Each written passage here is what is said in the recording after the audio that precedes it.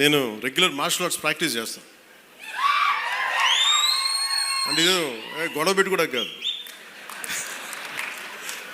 కత్తి తిప్పుతున్నాం అంటే మనం గొడవ పెట్టి కూడా కాదు. అంటే విద్య నేర్చుకోవడం ఏం చేస్తుంటే మనిషిని తగ్గిస్తుంది, కొంచెం అణిగిమణిగి ఉంచుంది. అంటే ఏమీ లేని ఇస్తురాకు ఎగిరెగిరి పడద్దు, అన్నీ ఉన్న ఇస్తురాకు కూర్చుంది. సో ఇదేంటంటే లెర్నింగ్. అంటే మన శ్రీపాద శ్రీవల్లభులది కాన్స్టెంట్గా లెర్నింగ్ వల్ల ఏమైపోతుంది, కింద కూర్చుంటాం, నేల మీద ఉంటుంది. నా కోరిక ఏముందంటే యువత భవిష్యత్తు మీరే నిర్మాణం. ఒక దేశపు సంపద అనేక మార్లు చెప్పినట్టుగా ఒక దేశపు సంపద నదులు, అరణ్యాలు, ఖనిజాలు కాదు, యువత. స్వామి వివేకానంద చెప్పినట్టుగా బలమైన శరీరంలోనే బలమైన మనసు ఉంటుంది. అందుకు శారీరక దృఢత్వం చాలా అవసరం.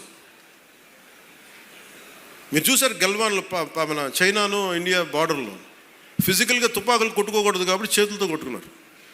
అంటే శారీరక బలం చాలా అవసరం, దృఢత్వం. అంటే మనం ఎప్పుడైతే శారీరకంగా మానసికంగా బలంగా ఉంటామో ఇక్కడికి వచ్చి వేరు చేసే వ్యక్తుల్ని మనం దూరంగా పెట్టగలం. మన చూపు చూస్తే వెళ్ళిపోతారు ఎవడైనా సరే. అందుకని నా వ్యక్తిగతంగా నాకు యుద్ధ కళల మీద అమితమైన ఇష్టం. నేను ఒక్కడే నేర్చుకుంటే సరిపోదు.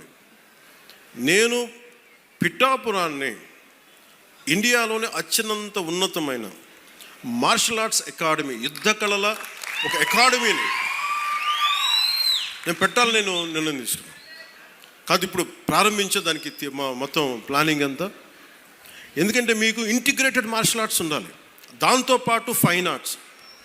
ఇందాక మనకి గరగ కళాకారులు కానీ ఇది అంతరించిపోతున్న కళలు ఇవన్నీ.